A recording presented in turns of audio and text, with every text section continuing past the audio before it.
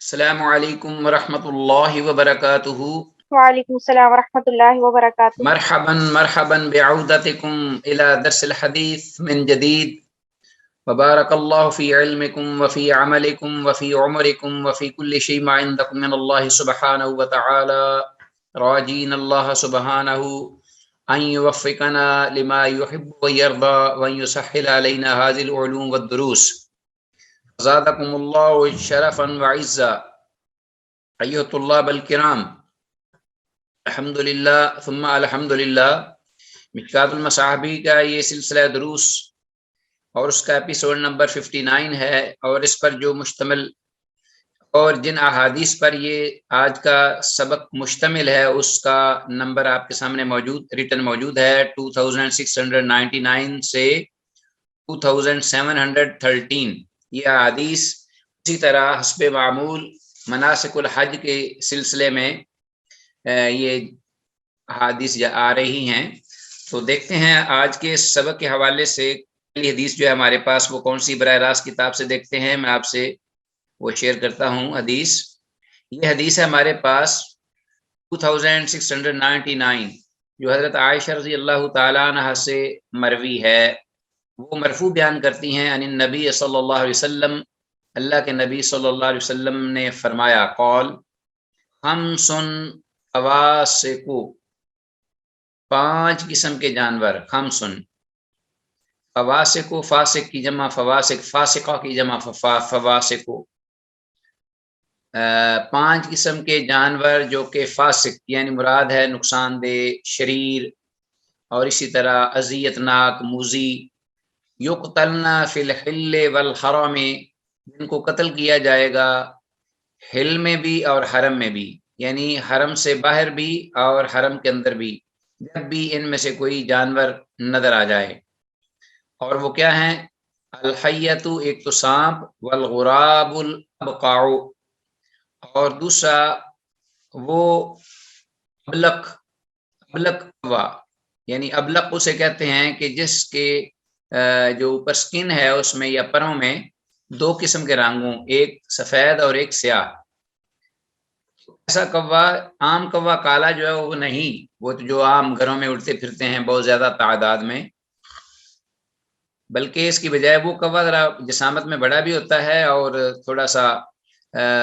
زیادہ شریر بھی اور خوفناک بھی اور نقصان دہ بھی ہوتا ہے۔ اس کے پروں میں سفید اور سیاہ رنگ ہو، سیاہی سفیدی، اس کو کہتے ہیں والغراب الابقاع، والفارۃ، اور اسی طرح چوہا یا چوہیا، جس جنس کی کوئی بھی چیز، والکلب العقور، اور کاٹنے والا کتا، والحدیہ، اور اسی طرح چیل یا گدھ وغیرہ، متفق علیہ۔ اس طرح بھائی حدیث ہم نے اس مفہوم کی پہلے بھی پڑھی تھی، لیکن اس میں سانپ کا ذکر نہیں تھا اور اس میں سانپ ہے، تو معلوم ہوا کہ ایک تو یہ بات ہوئی کہ کوئی اور بھی جانور اگر انسانیت کے لیے نقصان دہ ہے، مضی ہے، خطرناک ہے، تو اس کو بھی حرم میں احرام کی حالت میں بھی قتل کیا جا سکتا ہے تاکہ لوگ اس کے نقصان سے محفوظ رہ سکیں، بچ سکیں۔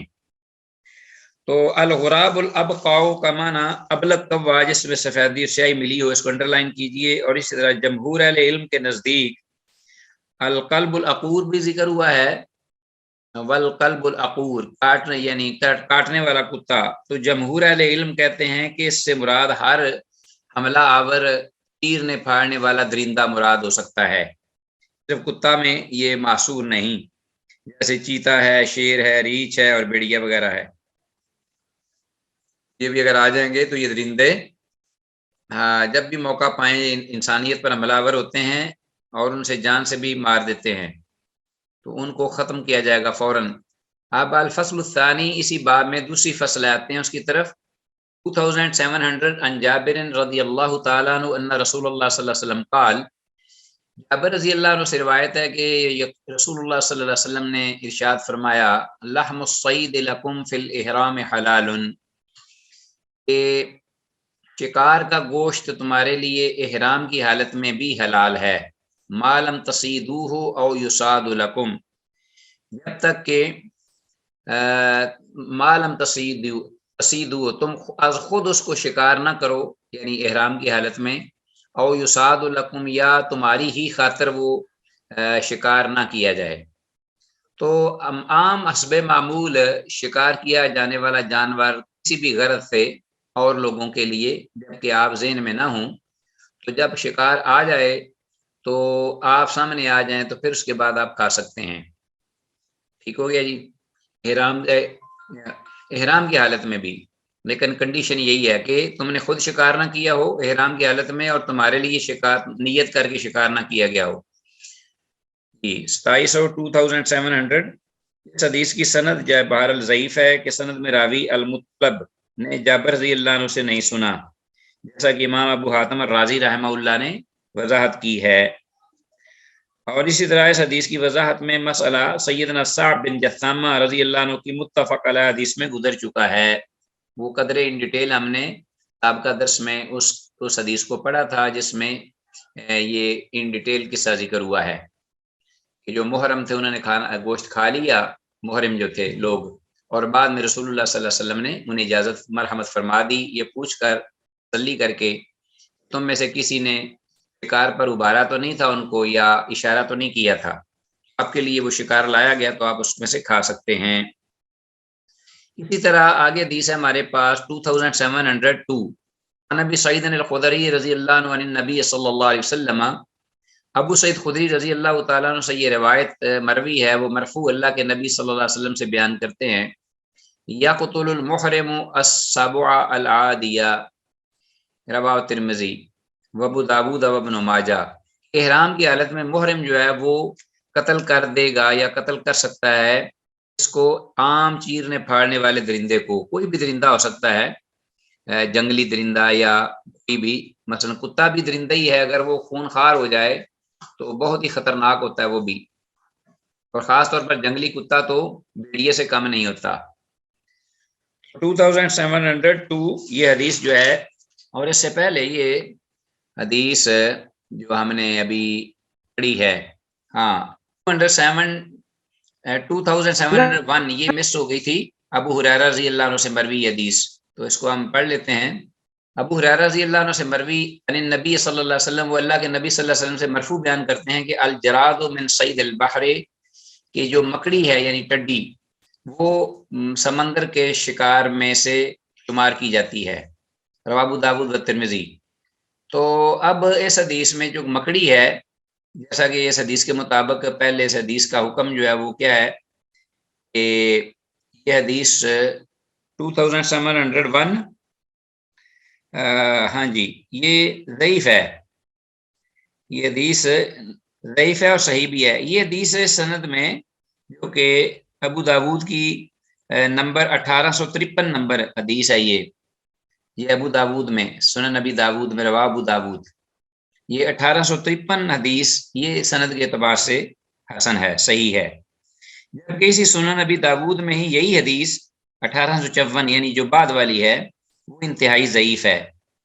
تو اس لیے بعد نے اس کو ضعیف کہہ دیا اور بعد نے اس کو صحیح کہہ دیا۔ تو بہرحال یہ سند جو ہے جو کہ اب اس وقت ہم نے پڑھی ہے 2701، یہ عن ابی ہریرہ عن النبی الجراد من صید البحر رواه ابو داود، ابو داود کی یہ روایت یہ 1853 ہے اور یہ بالکل صحیح ہے سند کے اعتبار سے، جبکہ اسی معنی میں مفہوم میں الفاظ میں حدیث جو ہے وہ نیکسٹ ابو داود میں جو ہے 1854 وہ ضعیف ہے کہ اس میں ابو المحزم جو ہے متروک راوی ہے۔ الجراد و مکڑی دریا کے شکار کے زمرے میں آتی ہے، لہذا محرم کے لیے اس کا شکار کرنا جائز ٹھہرا۔ احرام کی حالت میں بھی یہ جو سمندر کا شکار ہے وہ محرم کے لیے جائز ہے، جبکہ سمندر کے علاوہ دوسرا شکار خشکی کا وہ محرم کے لیے جائز نہیں، جیسا کہ دیگر حدیث میں گزرا ہے ابھی اور آگے آئے گا بھی۔ قرآن مجید میں سورہ مائدہ میں اللہ نے فرمایا احل لکم صید البحر، اور آگے ما دمتم حرما کے الفاظ بھی آتے ہیں کہ تمہارے لیے سمندر کا شکار جو ہے وہ حلال کر دیا گیا ہے، جب تک تم محرم یعنی احرام کی حالت میں رہو ہو تو آپ کے لیے وہ شکار سمندر کا حلال ہے، خشکی کا حلال نہیں، جائز نہیں ہے۔ اس لیے جب مکڑی جو ہے ٹڈی یہ سمندر کے شکار میں سے شمار کی گئی تو خشکی پر بھی اس کا شکار کرنا پھر محرم کے لیے جائز ٹھہرا، درست ٹھہرا، واللہ عالم۔ آگے ہمارے پاس وہی حدیث جو ہم نے پہلے پڑھی، ابو سعید خدری رضی اللہ تعالیٰ عنہ سے، وہ اللہ کے نبی صلی اللہ علیہ وسلم سے مرفوع بیان کرتے ہیں، یقتل المحرم السبع العادیہ، کہ محرم جو ہے وہ عام جو درندہ ہے چیرنے پھاڑنے والا، کوئی بھی درندہ ہو سکتا ہے جنگلی، کتا، شیر،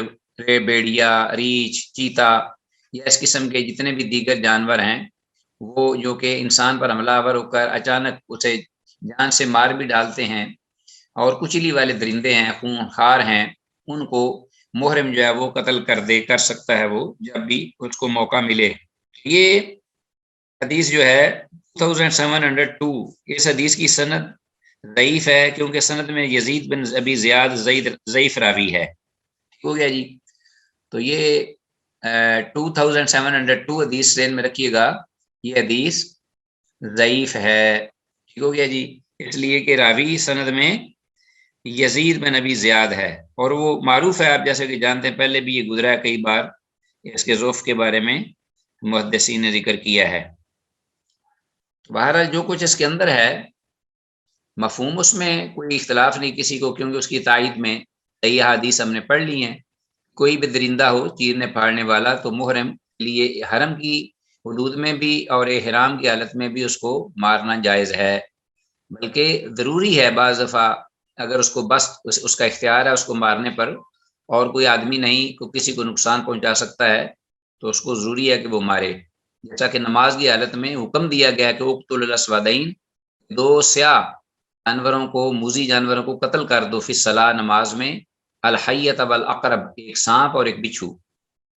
یہ ہمارے جو اپنا دین ہے اس کی یہ ترہ امتیاز ہے اس کا، جلب المنفعت اور دفع المضرہ، لوگوں سے ہر تکلیف دہ چیز کو دور کرنا اور ہر منفعت بخش چیز، فائدے والی چیز کو لوگوں کی طرف لانا، کھینچنا، تو یہ ہے ہمارے دین کا ایک ترہ امتیاز، جس سے وہ دوسرے دینوں سے ممتاز ہوتا ہے، الحمدللہ۔ آگے ہمارے پاس حدیث 2703، عبد الرحمن بن ابی عمار، عبد الرحمن بن ابی عمار رحمۃ اللہ علیہ، یہ بیان ان سے مروی ہے، کہتے ہیں قال سألت جابر بن عبداللہ، میں نے جابر بن عبداللہ رضی اللہ تعالی عنہما سے یہ سوال کیا، پوچھا، ان الذبع صید ہی، اس کے بارے میں، بجو کے بارے میں، بجو جو عام قبرستان میں رہتے ہیں اور ان کی غذا بھی مردار ہوتی ہے، گوشت وغیرہ کھانا، تو ویسے ہی عام سانپ اور چوہے وغیرہ بھی کھاتے ہیں، اس طرح اجاڑ اور بیابان میں رہنے والے جانور ان کو بھی یہ کھا جاتے ہیں، بجو۔ تو قبروں کو کھودتے ہیں اور پھر اس میں انسانوں کے جسموں کو کھاتے ہیں۔ صید ہیا، کیا یہ شکار ہے؟ یعنی کہتے ہیں عبد الرحمن بن ابی عمار کہ میں نے جابر بن عبداللہ رضی اللہ عنہما سے یہ پوچھا بجو کے بارے میں، ذبح صید ہیا، کیا وہ شکار کے زمرے میں آتا ہے؟ فقال، تو انہوں نے آگے سے فرمایا، نعم، ہاں۔ فقلت، تو میں نے پھر پوچھا، ایوکلو، کیا اسے کھایا جا سکتا ہے؟ فقال نعم، انہوں نے کہا، ہاں، کیوں نہیں، کھایا جا سکتا ہے۔ فقلت، تو میں نے پھر پوچھا، سمعت من رسول اللہ صلی اللہ علیہ وسلم، آپ نے یہ بات اللہ کے رسول صلی اللہ علیہ وسلم سے سنی ہے؟ قال، انہوں نے کہا، نعم، ہاں۔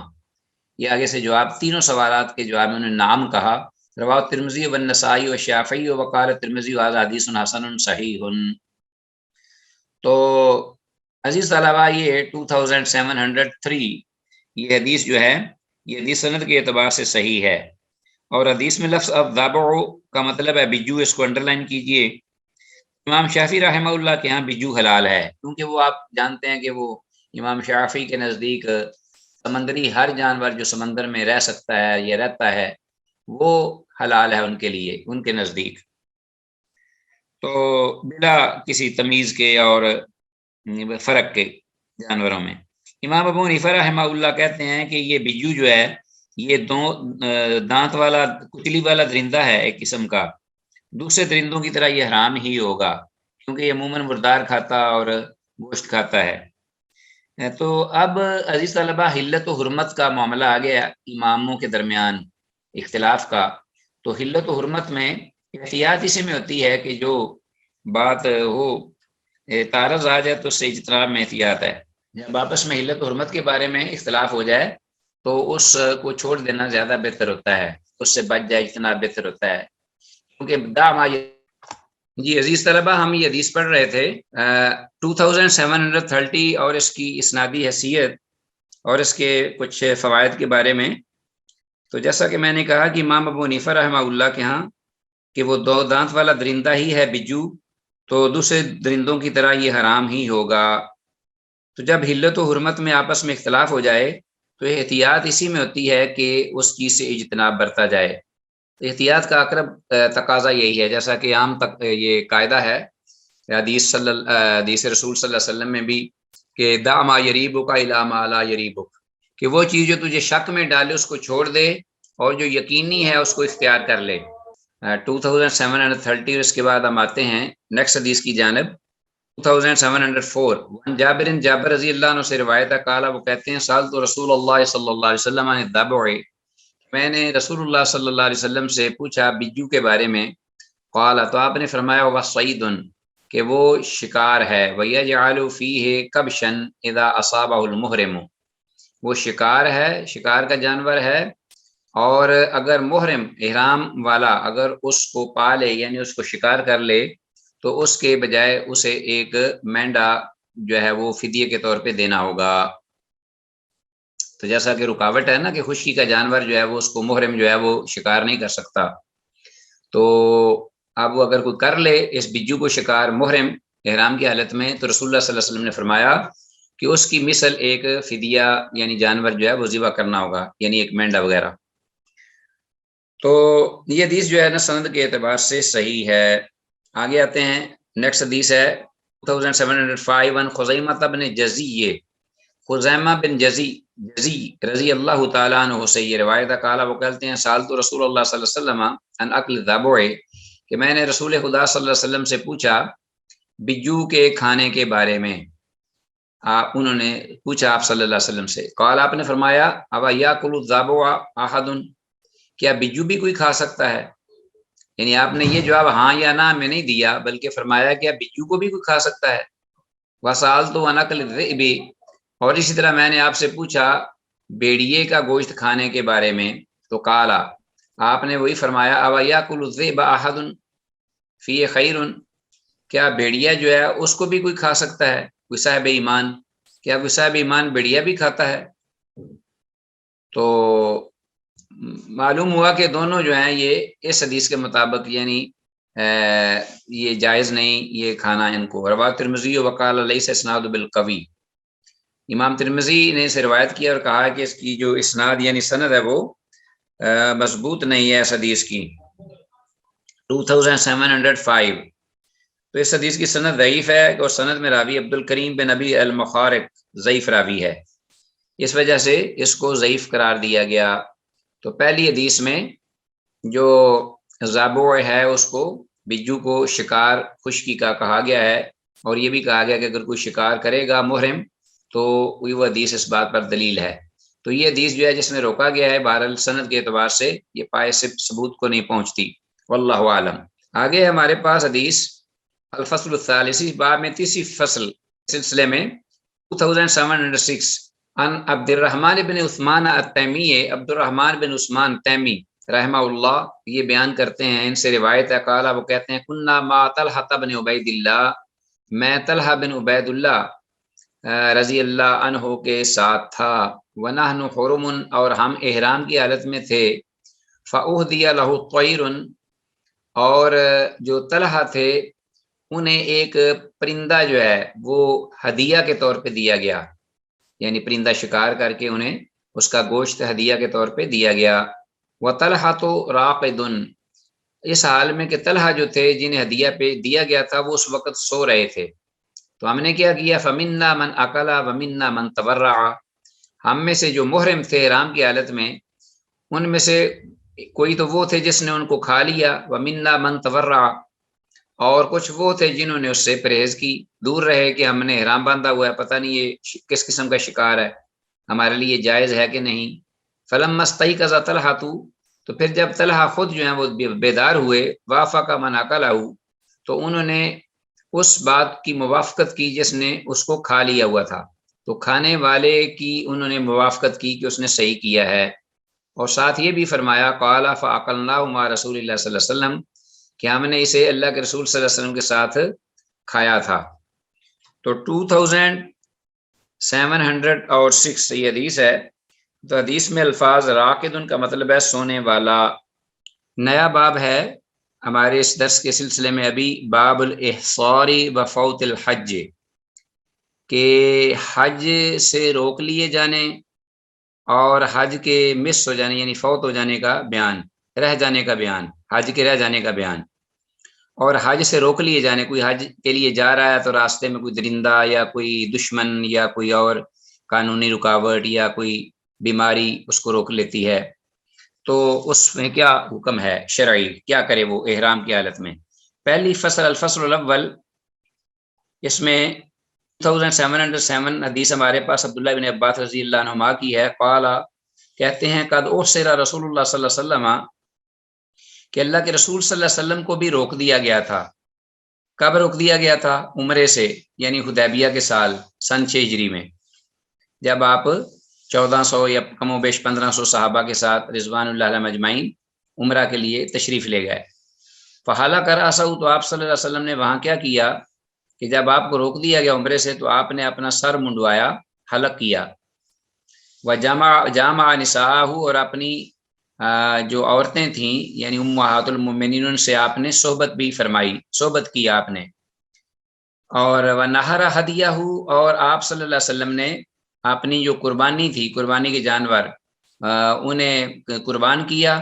حتی اعتمر عاملا قابلا، یہاں تک کہ آپ نے آئندہ سال پھر عمرہ کیا۔ رواہ البخاری، امام بخاری نے سے روایت کیا ہے۔ تو یہ حدیث جو ہے اس میں لفظ احصار سے مراد ہے کہ جب کوئی شخص حج یا عمرے یا کسی دشمن، آج حج یا عمرے سے کسی دشمن یا بیماری یا قانونی پیچیدگی کی وجہ سے روک لیا جائے، کوئی بھی صورت ہو تو اس کو محصور کہتے ہیں۔ تو یہ بات کلیئر ہے۔ آگے اگلی حدیث میں بھی اسی قسم کا مضمون ذکر ہوا ہے۔ وعن عبداللہ بن عمر، عبداللہ بن عمر رضی اللہ عنہما سے روایت ہے، وہ کہتے ہیں خرجنا مع رسول اللہ، کہ ہم اللہ کے رسول صلی اللہ علیہ وسلم کے ساتھ نکلے، وہی عمرہ کی ادائیگی کے لیے حدیبیہ کے سال۔ فحال کفار قریش، تو کفار قریش جو تھے یعنی قریش کے کافر وہاں مکہ مکرمہ میں، آپ صلی اللہ علیہ وسلم کا یہ خاندان تھا سر فہرست، انہوں نے وہ حائل ہو گئے دون البیت، اللہ جل شانہ کے گھر میں داخلے کے لیے وہ رکاوٹ بن گئے۔ رسول اللہ صلی اللہ علیہ وسلم نے اور آپ کے صحابہ نے حالانکہ احرام باندھے ہوئے تھے۔ فنہر النبی صلی اللہ علیہ وسلم ہدایا ہو، تو اس پر اللہ کے نبی صلی اللہ علیہ وسلم نے اپنی قربانیاں ذبح کی، وحلقا، اور آپ نے سر منڈوایا، وقصر صحابہ، جبکہ بعض آپ کے صحابہ نے بعد نے یہ حلق کی بجائے تقصیر یعنی اپنے بال کتروائے، منڈوائے نہیں۔ تو یہ دونوں طرح کا چونکہ عمل ہے اور اس میں جواز ہے۔ یہ سن 6 ہجری کا، یعنی ہم یہ حدیث مطالعہ کر رہے تھے 2708 عبداللہ بن عمر رضی اللہ عنہما سے، جو حدیث مروی ہے، اور اس میں اس کا حکم بھی بیان کیا، واضح ہے، کلیئر ہے، صحیح حدیث سوا امام بخاری نے روایت کیا ہے۔ اور یہ بھی کہ حج یا عمرے میں آدمی جو ہے وہ بغیر شرعی عذر کے بھی اپنے بال کتروا سکتا ہے منڈوانے کے بجائے۔ باقی یہ آپ نے پڑھا ہے کہ جو منڈوانے والا ہے وہ افضل ہے اس سے جو کتروا لے۔ آگے ہمارے پاس حدیث ہے، حدیث طلبہ 2709، وعن المسور بن مخرمہ، مسور بن مخرمہ رضی اللہ تعالیٰ عنہ سے یہ حدیث مروی ہے، قال، وہ کہتے ہیں کہ ان رسول اللہ صلی اللہ علیہ وسلم نحرا، کہ اللہ کے رسول صلی اللہ علیہ وسلم نے نہر کیا یعنی قربانی کی، قبل ان یہلک، اس سے پہلے کہ آپ اپنا سر منڈوائیں۔ یہ بھی اللہ تعالیٰ کا بھی ایسی حکم ہے کہ ولا تحلقوا رؤوسکم حتی یبلغ الہدی محلہ، کہ اپنے سروں کو مت منڈواؤ یہاں تک کہ قربانیاں اپنی جگہ پر پہنچ جائیں۔ وامر صحابہ بذالک، اور آپ صلی اللہ علیہ وسلم نے اپنے صحابہ کو بھی اسی بات کا حکم فرمایا۔ رواہ البخاری، امام بخاری نے سے روایت کیا ہے۔ یہ بھی معلوم ہوا ہے کہ محصور ہونے پر، یعنی جب آدمی کو روک لیا جائے حاج عمرے والا اور وہ احرام کی حالت میں ہو، تو وہ اسی جگہ پر احرام کھول دے، اپنی قربانی کرے اور سر منڈوا لے۔ ٹھیک ہو گیا جی۔ جیسا کہ رسول اللہ صلی اللہ علیہ وسلم نے صحابہ کرام کے ساتھ صلح حدیبیہ کے موقع پر کیا تھا۔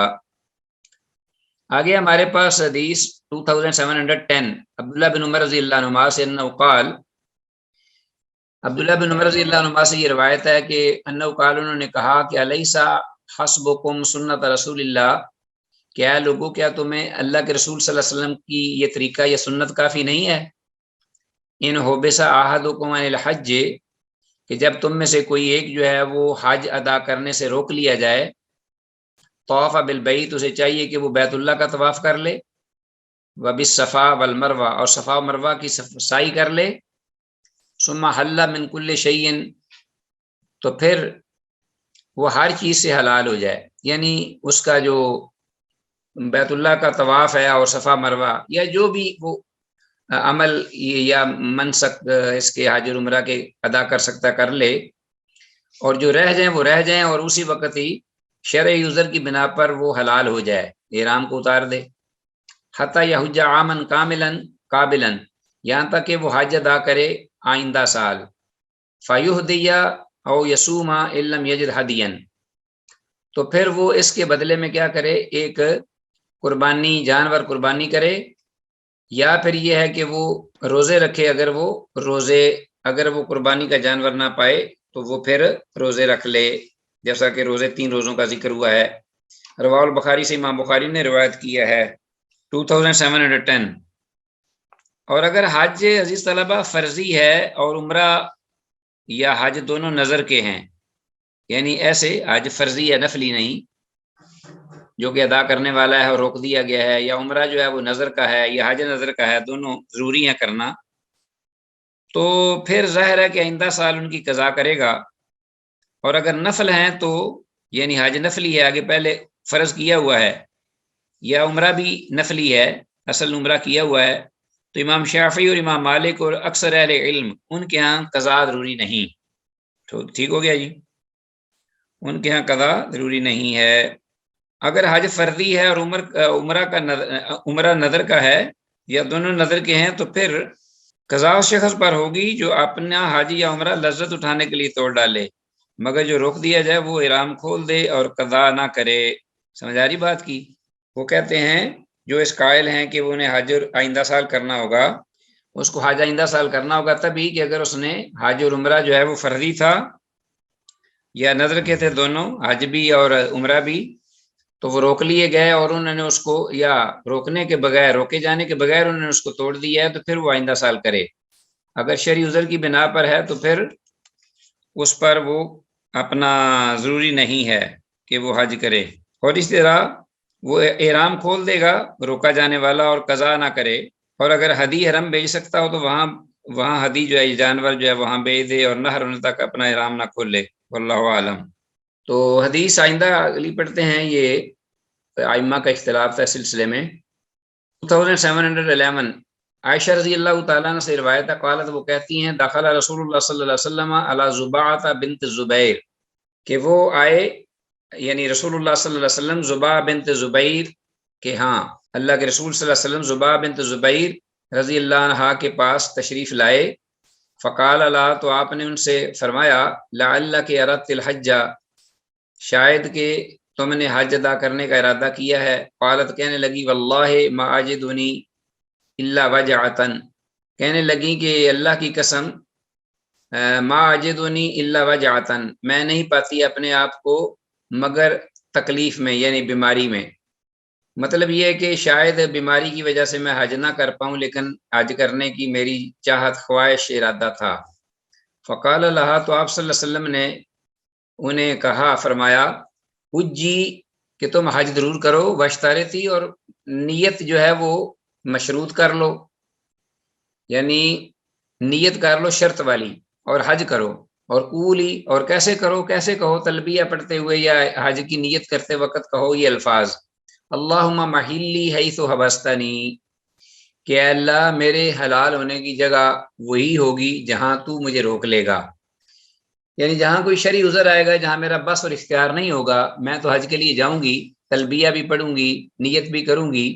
لیکن میرے حلال ہونے کی جگہ وہی ہوگی جہاں تو مجھے روک لے گا، کوئی شرعی عذر اگر ہوگا اور میں روک لی جاؤں گی تو وہ میری وہی حلال ہونے کی جگہ ہے. تو اس شرط کے ساتھ اگر اس نے ارادہ کر کے احرام باندھا ہوگا تو وہ بعد میں احرام کھول دے اور اس پر کوئی دم وغیرہ بھی نہیں، کیونکہ یہ نیت مشروط ہے، اس میں یہ فائدہ ہوگا. اور اگر ایسے الفاظ نہیں کہے اس نے تو روک لیا گیا عورت یا مرد حج سے یا عمرہ سے، تو پھر اس پر یہ ہے کہ احرام کھولنے پر فدیہ دینا ہوگا، جو کہ قربانی مکہ میں بھیجنی پڑے گی انہیں. 2711. تو یہ حدیث کے الفاظ اللہم ماحلی حیث وبستانی، ان کو یاد کر لیجئے اور ان کو انڈر لائن بھی کیجئے، جس کا مطلب ہے کہ اللہ میرے احرام سے نکلنے کی وہ جگہ ہے جہاں تو مجھے روک لے. تو معلوم ہوا کہ جسے مرد وغیرہ کا ڈر ہو تو اس کے لیے مشروط نیت جائز ہے، اور یہ بھی واضح ہوا کہ مرض کی وجہ سے احصار ہو سکتا ہے. تو دو چیزیں معلوم ہوئی، ایک تو یہ کہ جسے یہ معلوم ہو کہ شاید میں روک لیا جاؤں، مثلا ان کی کاغذات آج کل جو ہیں وہ سرکاری وہ ڈاکومنٹس پوری نہیں، تو اس کو خدشہ ہے کہ شاید وہ مجھ سے پوچھ لیں اور آگے نہ جانے دیں، یہ بھی صورت ہے تو وہ مشروط نیت کر لے اللہم ماحلی حیث وبستنی. اور اسی طرح اگر کوئی بیماری کا اسے خدشہ اور ڈر ہو بڑھ جانے کا یا لگ جانے کا، یا اسی طرح کوئی راہ جو ہے وہ اس کا محفوظ نہیں، کوئی دشمن یا درندے وغیرہ بہت زیادہ ہیں تو اس کو رکنا پڑ جائے یا واپس آنا پڑ جائے، تو وہ مشروط جو ہے وہ نیت کر لے تاکہ وہ دم وغیرہ سے بچ سکے احرام کھولنے کی حالت میں، تو یہ جائز ہے. اور اسی طرح پھر جو بیماری ہے وہ بھی احصار کا ایک سبب ہے، حاجی کو روک لینے کا، بند کر لینے کا حج اور عمرے کی ادائیگی سے. آگے آتے ہیں اس باب میں تیسری فصل ہمارے پاس عزیز طلبہ، الفصل الثانی، دوسری فصل. اس میں دیکھتے ہیں کون سی حدیث ہمارے پاس، عبداللہ بن عباس رضی اللہ عنہما کی 2712. ان رسول اللہ صلی اللہ علیہ وسلم امر صحابہ، کہ بے شک رسول اللہ صلی اللہ علیہ وسلم نے حکم دیا اپنے صحابہ کو ان یبدلوا الہدیہ الذی نہاروا، کہ الذی نہاروا عام الحدیبیہ فی عمرۃ القضاء. اللہ کے رسول صلی اللہ علیہ وسلم نے اپنے صحابہ کو حکم دیا کہ وہ بدلے میں قربانیوں کا جانور کریں ذبح، دوبارہ بدلے میں قربانیوں کا جانور ذبح کریں، وہ الذی نہاروا جو انہوں نے نہر کیے تھے، ذبح کیے تھے عام الحدیبیہ کے سال. تو کب آپ نے حکم دیا اپنے صحابہ کو، فی عمرۃ القضاء، آئندہ سال جو عمرہ قضاء جو آپ نے ادا کیا تھا آئندہ سال، وہ اسی جگہ جا کر آئندہ سال اسی مہینے میں حدیبیہ کے بدلے میں جن لوگوں نے قربانی اور سال ذبح کر لیں اور وہ بیت اللہ شریف تک نہ پہنچ پائے دشمنوں کے روکنے کی وجہ سے، تو آپ صلی اللہ علیہ وسلم نے آئندہ سال صحابہ سے کہا کہ ان کے بدلے میں جانور ذبح کرو. رواه ابو داود، امام ابو داود نے سے روایت کیا، وفی قصۃ وفی سند محمد بن اسحاق. تو امام ابو داود نے اس کو روایت کیا ہے کیونکہ یہ جگہ جو تھی رواؤ ابو داود یہاں تک خالی تھی، آگے خالی جگہ تھی رواؤ کے بعد، تو بعد میں اسے فل اپ کیا گیا ہے. اور اس میں ایک قصہ کا ذکر بھی ہے، اور اس کی سند میں محمد بن اسحاق جو ہے وہ مدلس معروف ہے، ضعیف. تو 2712 بعد نے اس کی سند کو ضعیف کہا، اس لیے کہ سند میں جیسا کہ میں نے کہا کہ محمد بن اسحاق راوی مدلس ہے، جبکہ سنن ابی داود میں حدیث نمبر 1864 یعنی 1864 حسن ہے، یعنی صحیح ہے. محمد بن اسحاق بن یسار یعنی امام بہقی رحمہ اللہ کے نزدیک سما کی صراحت ہے ان کی، امام محکم رحمہ اللہ کے ہاں اس کا صحیح شاہد بھی ہے اس حدیث کا.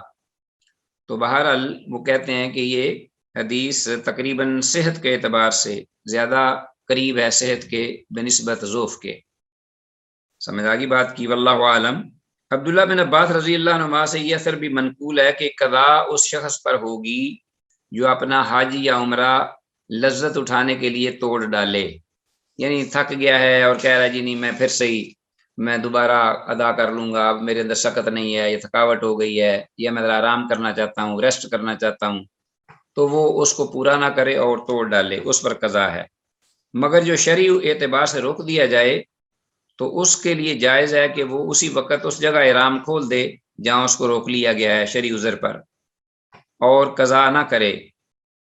اور اگر قربانی حرم بھیج سکتا ہو جو ساتھ لایا ہے تو وہ وہاں بھیج دے حرم، اور حرم میں ذبح ہونے تک وہ اپنے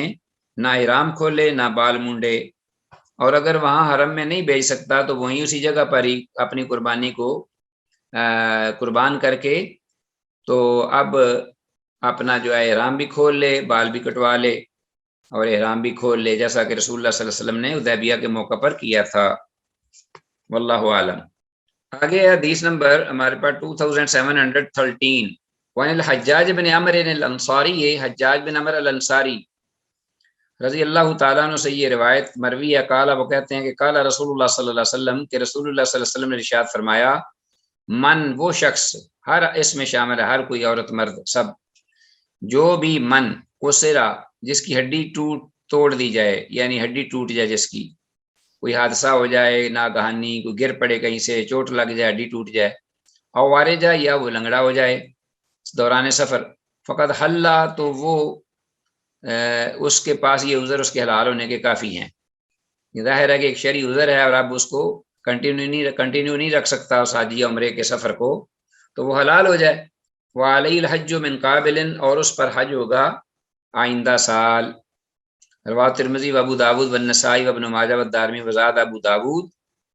امام ابو داود نے الفاظ کچھ زیادہ کیے ہیں اس حدیث سے۔ وفی روایت اخری، اور دوسری ایک روایت میں یہ الفاظ او ماردہ کے بھی ہیں، یا بیمار ہو جائے، من کسرا او عارجہ او ماردہ، یا بیمار ہو جائے تو مرد بھی جو ہے وہ قسم کا احسار کا سبب ہے۔ وقال ترمذی، اور امام ترمذی کہتے ہیں ھذا حدیث حسن، کہ یہ حدیث حسن ہے، وفی المصابیح ضعیف، جبکہ مصابیح میں یہ حدیث جو ہے ضعیف ہے۔ تو یہ 2713 یہ حدیث، اللہ اکبر، اس حدیث کی سند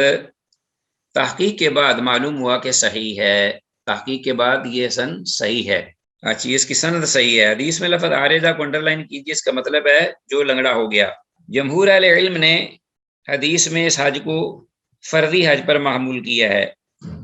جبکہ احناف نے مطلق حج پر، خواہ وہ فرضی ہو یا نفلی۔ تو جمہور اہل علم جو ہیں وہ یہ کہتے ہیں کہ یہاں اس حدیث میں جو حج کا ذکر ہوا ہے، من کسرا و عارجہ فقط حل والی الحج من قابل، کہ اس پر حج آئندہ سال، یہ وہ حج ہوگا جو کہ حج فرضی ہوگا اس پر۔ اگر فرضی نہیں تو شرعی عذر کی بنا پر اگر آدمی کا وہ حج چھوٹ گیا ہے، رہ گیا ہے، تو اس پر اس کو اس کی قضا جو ہے ضروری نہیں ہے، کیونکہ اس کا پہلے فرض حج ادا ہو چکا ہے اور یہ اضافی نفلی حج تھا۔ واللہ اعلم عالم بالصواب۔ احناف کہتے ہیں کہ یہ حج خواہ فرضی ہو یا نفلی، اس کو دوبارہ اسے لوٹانا پڑے گا، کمپلیٹ کرنا پڑے گا، کیونکہ اس نے ایک عبادت کو شروع کر لیا تھا اور بیچ میں چھوڑ دی تھی۔ تو اس کے ساتھ ہی عزیز طلبہ، الحمدللہ ثم الحمدللہ، آج کا یہ سبق جو ہے وہ اختتام پذیر ہوا، اس دعا کے ساتھ کہ جو کچھ کہا سنا ہے اللہ تعالیٰ